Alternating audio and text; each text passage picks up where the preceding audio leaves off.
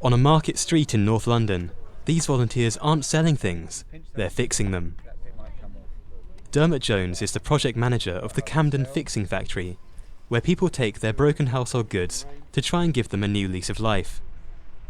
We're on a mission to rescue things that people might otherwise just throw away and start Googling reviews of new ones. When we buy things for the home, we've fallen into the kind of acceptance that it's a short-term contract, it's going to die, we'll have to throw it away and buy another one. But that's a blip. We don't do that with cars, we don't do it with bicycles, we don't do it with industrial machinery, yet somehow we accept that in the home. And that's one of the things we want to turn around. Electronic waste, or e-waste, is a major problem around the world. The UK is the second biggest producer of e-waste per capita, according to comparison service Uswitch.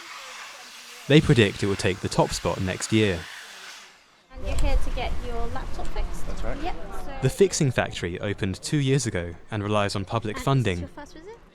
Often, the fixers show customers exactly what's wrong with their items, so they can deal with future problems.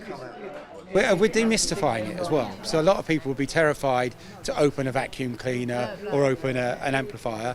We take them through how to do it safely, what the stages are, and they don't become an expert after doing it, but they know it can be done. So when another thing breaks, they think, I wonder how I'd get into that, whether it's a simple fix like the last time or what. But at least it's in their mind.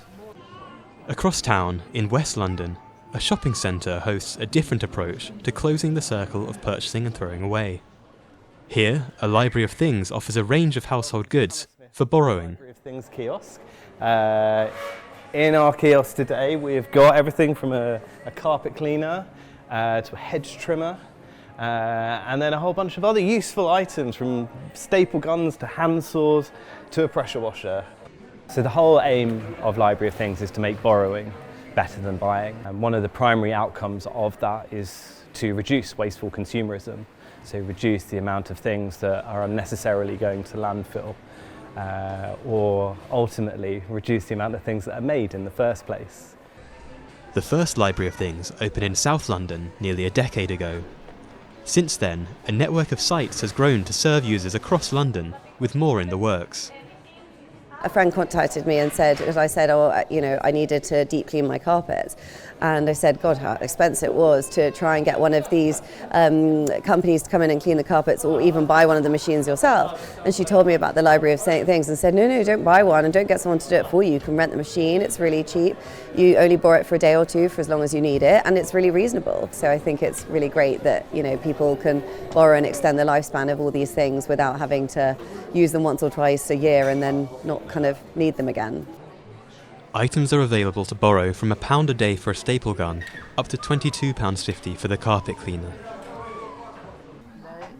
Back in the Fixing Factory, a kettle is receiving life-saving surgery. Eventually, a breakthrough. It's a seemingly small act, but for each item fixed here or borrowed from the Library of Things, these organisations are having a big impact on how people approach sustainability.